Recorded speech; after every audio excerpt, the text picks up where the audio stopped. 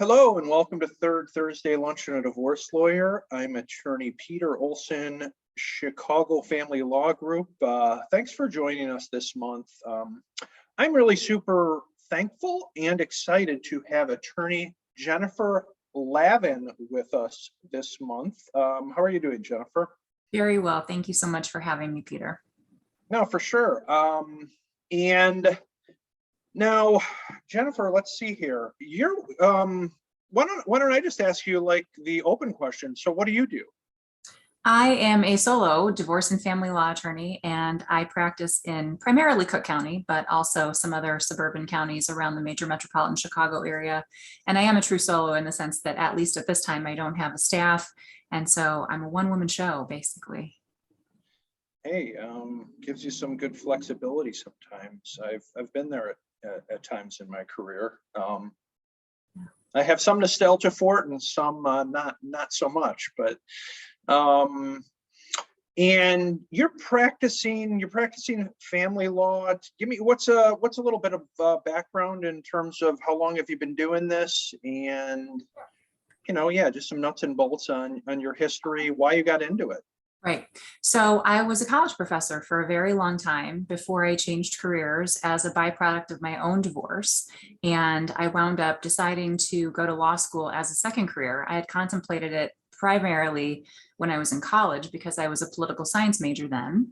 And the question almost always becomes, with a political science major, should I go to law school, right? And I didn't have a valid reason to go at that point because I wasn't sure what I would practice if I went to law school. Is it corporate law? What is that? And if I don't know what that is and why I'm going to law school, I probably shouldn't go to law school. And so what wound up happening is I wound up going to graduate school for political science and gender studies here in Chicago. And I studied at the University of Illinois at Chicago, which is how I moved here. I'm originally from Iowa, but I moved here in 1994 to do that. And ultimately, I was previously married and wound up getting divorced during the sum total of my college professor career and time there.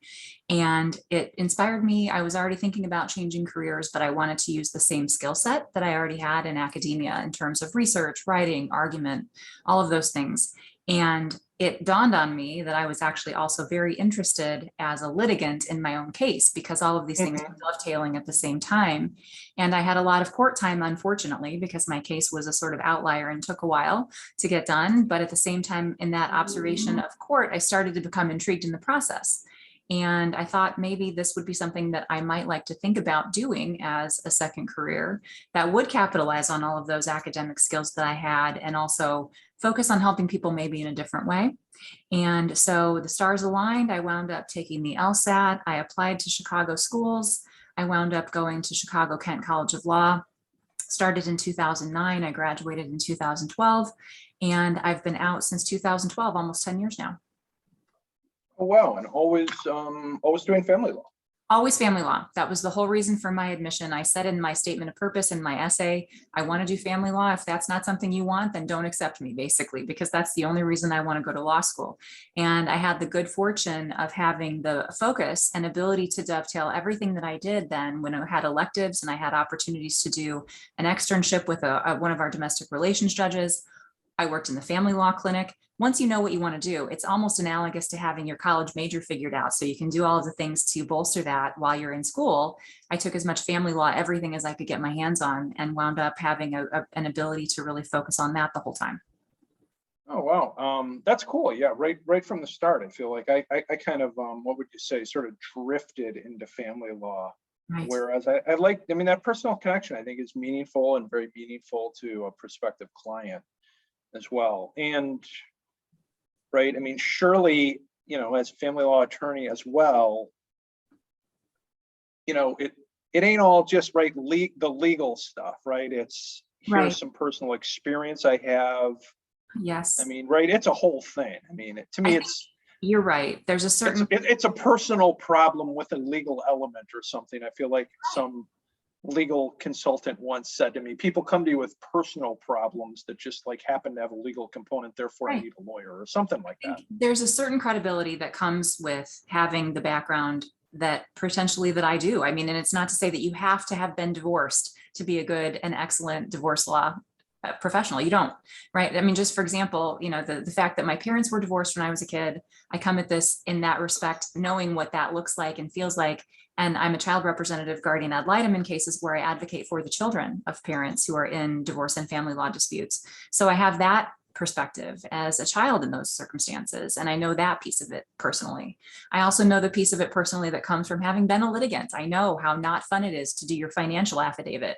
I had to do my own. And so all of those things I can say, I don't focus on my own experience that much, but people know that I have it. And I think it's an extra layer sometimes that adds, in a way, a sense of not that I'm a better lawyer, but I have an emotional connection in a different way, potentially because I've been there. But as we know, every case is different. Every family is different. And I tell people all the time, divorces are like snowflakes. Yes, you're all snowflakes, but you're all different, right? So at the same time, I encourage people to stay in their lane, not compare notes and say, well, my sister's aunt, and that person got this in the divorce, and that's what I want.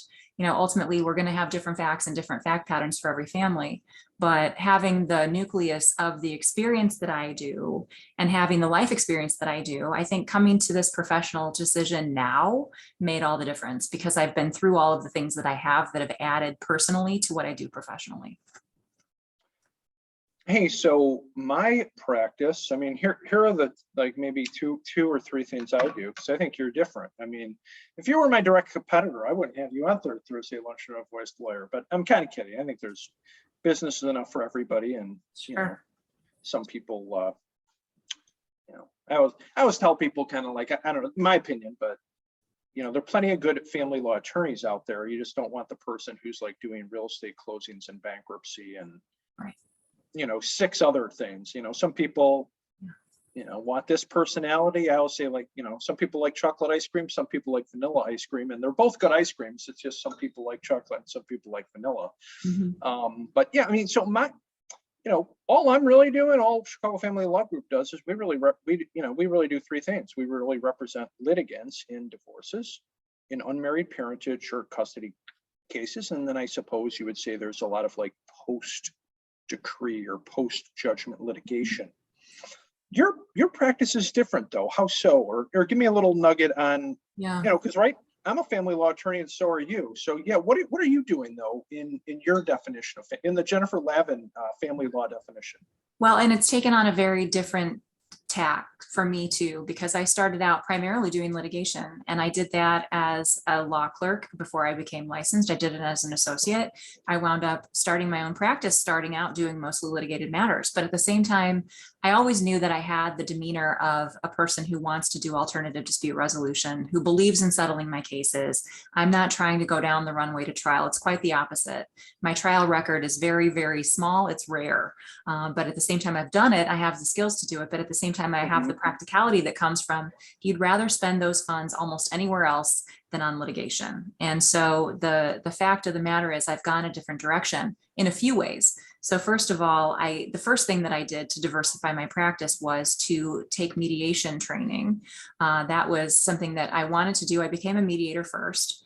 And I also then used that as the springboard to my collaborative law training, which is another skill that I have. And I do collaborative law cases, which are intended to keep you out of court the whole time, except for the one court appearance you need to essentially prove up or finalize your case. And so that is a team approach. And I did that training as an add-on to my mediation training because you actually have to be a mediator to be a collaborative attorney. And then against the grain of all of this, I'm also doing child representative guardian ad litem work, which was starting around the same time as I was starting mediation and collaborative law training too. So in those matters, I actually advocate for the kids. I'm not advocating for either parent. I'm advocating for the children's best interests. And that has taken on the lion's share of my practice now because I really do enjoy it. And the cases that I'm becoming appointed on are coming from judges. They're coming from family law attorney colleagues like yourself, who potentially they don't do that work. They need someone who does. And I'm on the Cook County approved list for people who do that work. And then there's another sort of corollary to my practice area too, which is called parenting coordination. And that is something that also revolves around alternative definitive dispute resolution. You have to be a mediator to be a parenting coordinator as well. But what I do in those cases, I work with the parents primarily. I really don't have much interface at all, if any, with the children, but I'm helping the parents to implement and to also interpret their parenting plans. So if there's a dispute after everyone else is gone from the case, no more child representative, guardian ad litem, the attorneys are gone perhaps, and there are disputes about parenting issues that are pertinent for me to help with, then I can help resolve those as a parenting coordinator by making recommendations as well. So in all of those other ways, my practice has grown in such a way that the litigation is really now the vast minority of what I do instead of the majority. Yeah, no, I mean, I consider you like a rock star on the Cook County Child's Representative list, which I'm on, but I've just, it hasn't really been something I've really tried to grow that much. But I'm just saying I'm connected with those people, and because I mean, these were two things that stood out to me. Number one, I think at maybe the November monthly program, CLE, that the chief judge puts on, you were one of the panelists, so therefore you're a rock star. And then I know I was sitting in a courtroom in the last couple months where it's like, oh yeah, Jennifer Lavin, she does a great job, I'm going to appoint her. I think I mentioned which judge that was. And so, because yeah, I just knew you from name only. We're in a little group of other attorneys, but that's when I'm like, oh, I'm going to start putting you on our like internal list of child's rep, guardian ad litems, and parenting coordinators that we like, because there's a vast continuum of quality, and I'm not sure it is really consistent with who gets appointed the most, at least in my experience. Well, first of all, thank you. It's high praise. And I feel like it's a wonderful compliment to have the referrals that I do, both from judges and from colleagues, because that's essentially what happens. Because right. Some judges will decide that for parents, but then some judges will entertain recommendations. And that's where attorneys have input on the person who might be appointed in these roles. And so I take it very seriously in terms of the work that I do. And it's something that it is high praise to me, but it is also the, I think, highest professional compliment when those cases come to me as a result of a judge and or counsel deciding to choose to work with me.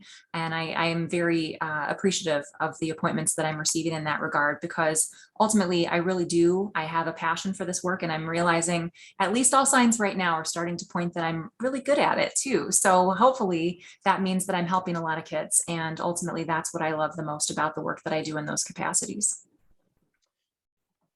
No, that's great. Yeah, I mean, I think, yeah, I mean, that the impact on children, I mean, to me is, right. I think about myself, or like, we have, half a dozen staff at our firm, and it's like, yeah, when you really are kind of like going around the room, sometimes we'll do like our best wins or something, like at the start of a monthly staff meeting. You really want to give people that sense of accomplishment. And I feel like for us in the family law space, even our non-attorney staff, it's like, when you can really just say like, I had lunch with this former client and her daughter, who's now a freshman at the University of Chicago, where it's like, we helped kind of like take care of the parenting issues and protect this daughter, 5 or 6 years ago. And now she's like, a freshman at a world-class university. That's meaningful. I mean, that's legitimately meaningful. I'm sure you get a lot of that. Well, it's not always the case that I find out what happens. Although ironically, a week ago, last week. For week, sure. But it's great when you do, because like, yeah, no, absolutely. I'm just saying, like, sometimes I love to just connect when you can connect with that former client, 2 to 5 years hence, and because that's, to me, it's almost like where you see the, what would you say, I don't know, the fruit of your labors or something, whatever analogy you want to use, almost more than the real time. Right. And it doesn't always happen, but when it does, it's really rewarding. Last week, I had a call from a parent in a case that I concluded probably 2.5 years ago now, and it went all the way to trial. So it wasn't easily resolved, but we got it done. And I was a guardian ad litem in that case. And I got a call from this parent for a completely different reason, just to see if I had a document that was one of the final orders. And ultimately wound up talking about the kids, and they're both in high school and doing great and all the things. And I got a really nice thank you from that particular parent. It wasn't the point of the call, but it just happened that way. And it really made my month, because ultimately sometimes you are in this case for a short amount of time, relatively speaking, and your book ended, and you're not supposed to be there forever. You don't want to have to be in litigation that long. So the goal is to work myself out of a job, and I almost always do. But the fact of the matter is I never know sometimes, because people go off into the world world and I don't know what happens. But in this particular case, I got an update, which was really refreshing. That's cool. Yeah. Last few years, I remember it was actually from a consultant on like how to run your law firm better, had really suggested to me to stay in touch with your former clients really pretty aggressively, in the sense of like there's more business to be had there, and as a referral type of situation. And those are very true statements, but I'm not so sure like the biggest, like this feels good, like aspect of it is really when you get the reconnection with the person who says, hey, this is like a little bit grandiose, but like, hey, you kind of like changed the trajectory of my kid's life. That really feels good, even better than some of the like repeat business referral stuff. So I've really appreciated just kind of like making that a habit in what I do. And that was like a side benefit that I didn't even necessarily realize was going to be a part of it. Sure. And hopefully, and that's where I think sometimes the seeds of all of the ways we plant them happens, right? You are in these people's lives for the duration, but then they know people and those people know people, and 6 degrees of separation later, here you have this referral base that's happened. And I'm to the point now, and I say this with absolute kind of marvel, that I don't even know everybody who's referring to me anymore. Sometimes when I do, sure. Because the sort of word spreads like wildfire, and it happens on social media now in ways too, that if you get mentioned in a mom's group or something like that, sometimes I don't even have the 6 degrees of separation to be able to say thank you anymore, because I really don't know. But that's, right, I guess, a compliment in a way too, and also a testament to how we're working in the world of beyond the pandemic to be able to reach out and connect with people too. Right.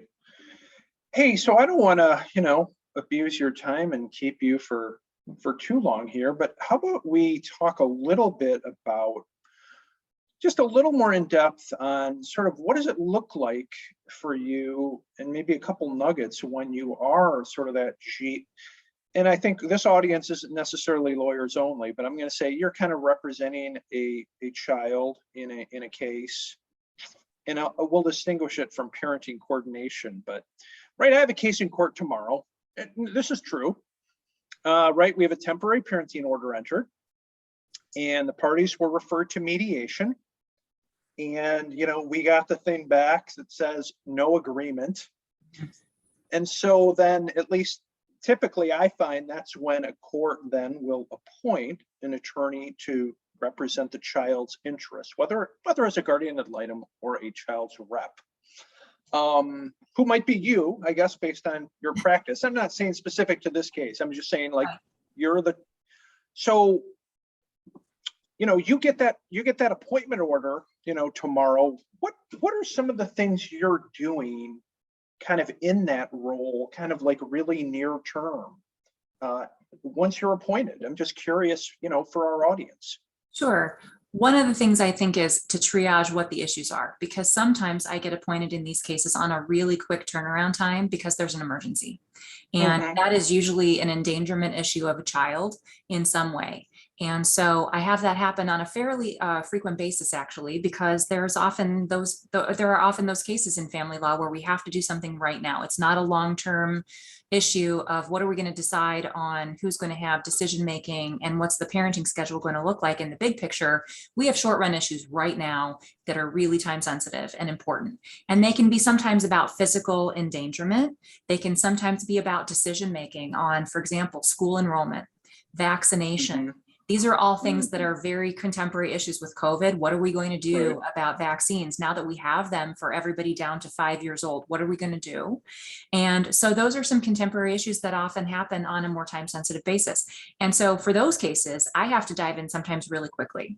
And sometimes judges will ask me to do a very expedient investigation, because we have a really short turnaround, because we have to have an answer, at least on a preliminary finding of abuse, if something's going on, really quickly. And maybe that's to change possession of a child. Maybe that's to enroll a child in school. Maybe it's to make the decision about vaccination. What are we going to do? And so those are sometimes the more hot button issues that I have to work quicker. But sometimes I'm in cases because there's a longer range series of goals and they don't have agreement between the parents on the bigger picture issues, which are still part and parcel of what I just talked about, decision making and the parenting schedule. But we maybe have more time, right? It's not necessarily that I have 2 weeks to do an investigation because we have to know right now what the answer needs to be on a short run basis. So for those cases, maybe I'm going to be able to take a little bit more of an introductory tack, but almost always what happens, it's on a compressed timeline or not, I'm going to be talking to the attorneys in the case. I typically want to do that first because I want to get their shorthand, the sort of lay of the landscape about what's going on. What are the active issues? What are the things we need to deal with right now? What might be able to wait a little bit? We're not going to ignore those issues, but maybe what's less time sensitive. And then I want to immediately meet with the parents next. Typically, I will want to meet with both parents. I do those individually because I want to get each parent's perspective on what the issues are. And I'm meeting with everybody on Zoom. I haven't done an in-person meeting in almost 2 years. And I've only had one court appearance in person in this time frame. So that's been in person. So yeah. And so almost everything is on Zoom. But then I'm going to meet the kids. And sometimes, you know, there are more than one child. So I'm going to have different meetings with each of the kids individually. And as far as that goes, those are the first people I want to talk to, because these are the immediate players in the family. But one of the next things I'll ask, are there issues about the children such that I need to speak with what we call collaterals, which are people like doctors, teachers, therapists, any other relatives that might have relevant information sometimes about specific issues. And as needed, I will talk to those other people too as part of my investigation. Now, sometimes it takes multiple court appearances to be able to get through my investigation, because if there's a really big ultimate issue, for example, I have a relocation case right now that's going to take time because it's a relocation case with one child who has very intricate medical needs as well. So I'm talking to a lot of professionals in this case about what potentially the counterpoints are of parent A's position and parent B's position about where the child, and in this case, children, should live. So sometimes it takes a little bit longer to get through all of it because there are so many people that I need to speak with. But some of the cases are shorter because I don't have to talk to too many collaterals, and I can just get to the core of the issue and work a little bit more quickly to resolve everything. But what I do is typically I'm going to want to have those meetings. I'm talking to attorneys a lot too in the midst of all of this and making short run recommendations to the families if other intermediate issues crop up. But I'll often want to have a settlement conference eventually with the parents and the counsel too, to try to see what we can do to work through issues. But I often make recommendations before and after that as well. So I'm trying to get the sort of spirit of co-parenting going from day one. I'm here to make recommendations because there's not an agreement or they wouldn't need me. But at the same time, I want to try to foster a spirit of co-parenting that's going to go beyond when all of these attorneys and the judge are no longer in your lives. What are you going to do? You're going to have to talk to each other. You're going to have to make decisions together. Hopefully you can do that without the professionals. And I try to model that from the beginning when I'm in a case. That's great. I like that term, co-parenting, you know, kind of mindset from the start. Or I think Judge Loza used to have something in our courtroom. What do they call it? Like your other team member or something, or really kind of set the, you know, you guys are in this through your kid. And one of the things I say to almost every parent is that it's not that you are going to co-parent. That's a given. It's not whether you're going to do this. It's actually how. So you choose how that's going to go. Is it going to be through litigation and having to pay all of these people to tell you what to do? Or are you going to be able to find the wherewithal between the both of you to be able to work together in the spirit of civility to essentially raise your kids? And that's a long runway for a lot of people, because you come into a divorce case or a family law matter with young kids, and it's maybe 10 plus years of this. Hopefully you're going to do that outside of court, but we have to give you the tools to be able to learn how. In that role, in that, you know, court-appointed role, child's rep, guardian ad litem, particular challenge or two that you deal with in terms of like, hey, here are some cases that really kind of like I can get into and kind of go smoothly versus the ones maybe that are a little more challenging. Kind of what, any pointers for the layperson who might be going through a case? Like what really makes the difference to kind of get this to a good and fair resolution versus like in court for 4 years type of a situation? Well, I think that the parents who are the most successful in this process, even with a child rep GAL, are the ones who decide that they want to put their children ahead of their own disagreements with each other. And this is not necessarily easy for people. It's not necessarily an inherent goal that they come into these cases with, but at the end of the day, people don't change unless it gets bad enough, right? And ultimately it has to get bad enough sometimes from a perspective of cost, from time. It's going to cost you a lot of money to fight this out and go all the way down the runway to trial. It's going to take you a lot of time. It's going to cost your family in terms of collateral damage to go all the way down the runway to trial, because when you do that, it's the scorched earth syndrome that almost always means you're so positional at that point that you're not going to be able to mend fences. And so one of the things that I often instill in people is very early on, this is where you're going from here. If we can't figure this out, and if I'm making recommendations and they aren't accepted, this is the reality testing of what happens to you. And knowing that, sometimes people are able to come around and I can move the needle, because then sometimes people lay down their swords and decide that they're willing to cooperate a little bit more, and I can usually get it done.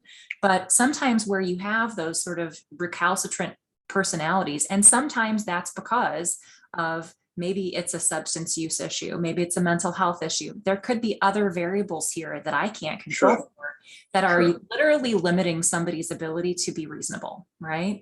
And so in those cases, sometimes it's harder because I can't reach people in a way that you would otherwise assume that they are rationally able to respond. And so for that, sometimes those are the cases that do have to be litigated, because for whatever reason, they're not willing or able to respond to the other more alternative dispute resolution tactics that I'll always try, but even to my own recommendations too, as a guardian ad litem or a child rep, for example.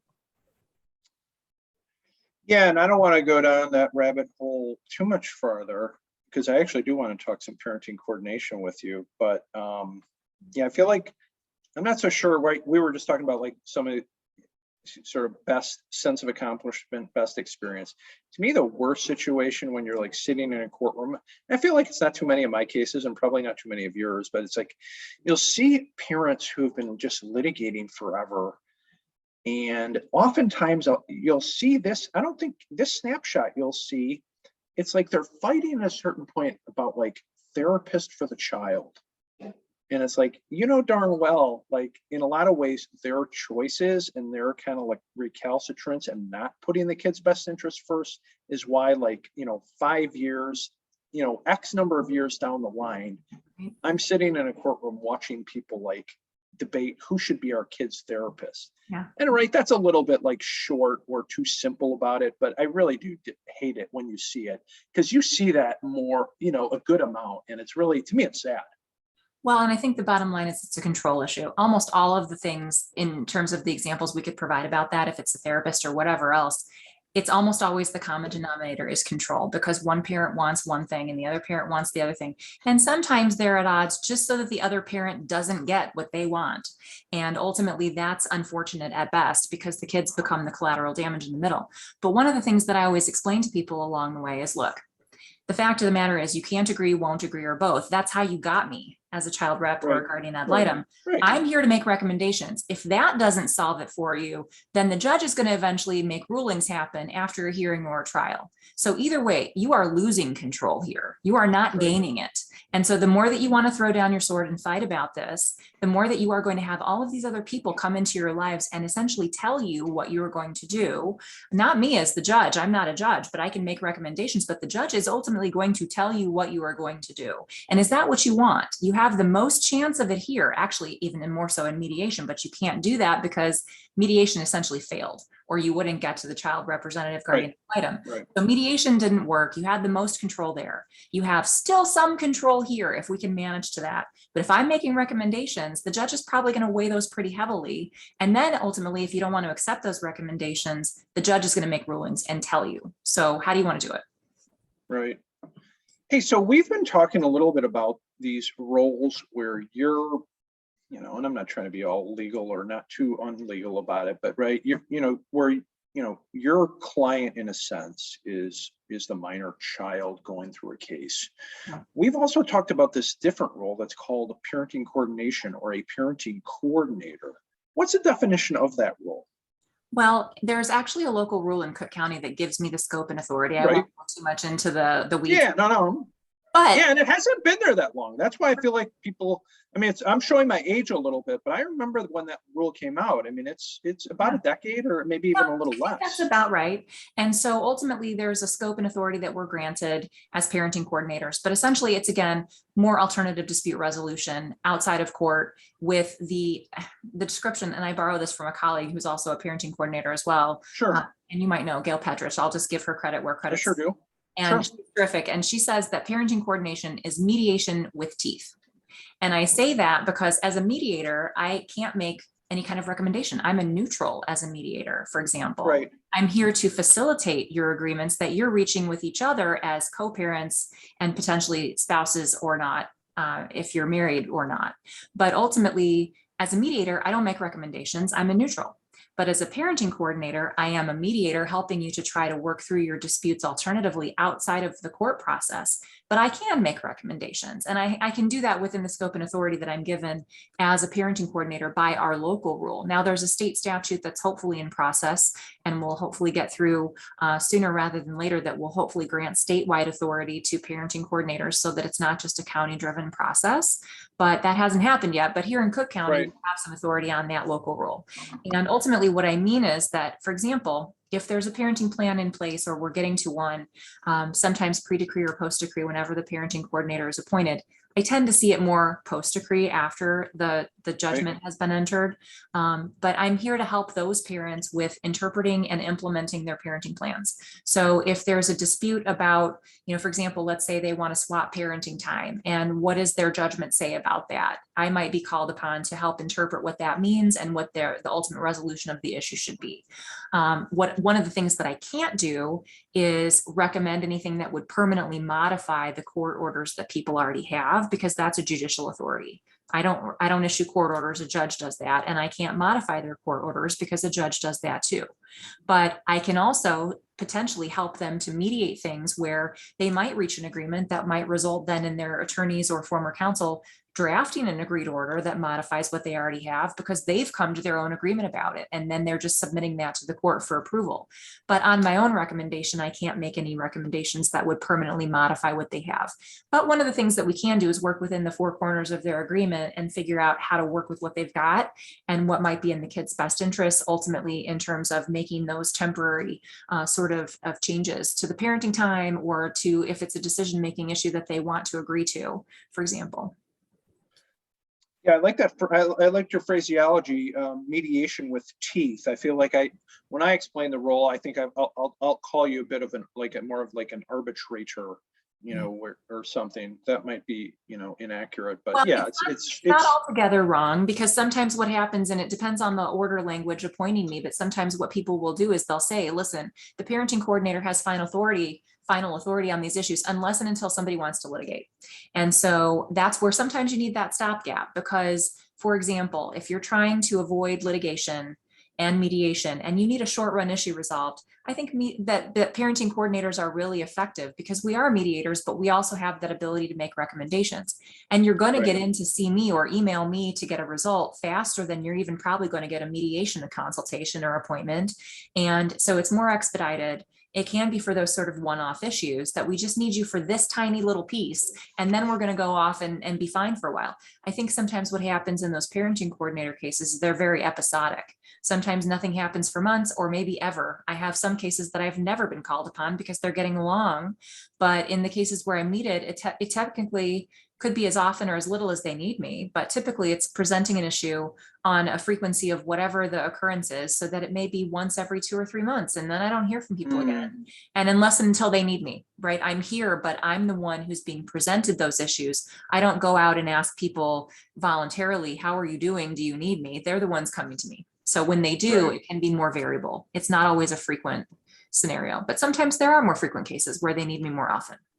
Hey, so I'm going to try to land this interview and land this plane in the next 5 minutes. Okay. So here's a 2-part question, and then I'm just going to ask a little bit more about kind of like what your practice looks like and kind of what you're looking for in terms of clients and stuff and where people can find you. But here's my substantive question on parenting coordinator. 2 parts. What was it? Is there is there a generic case you say this is the type of case that should be a parenting coordinator type case? and the bullet underneath it, or the compound question is, should I be appointing, should I be having like parenting coordinator language in more allocation judgments than I do? Because I feel like, why not put it in there? What do you think on those kind of both of those questions together? Let me take the They're second really part. totally unrelated.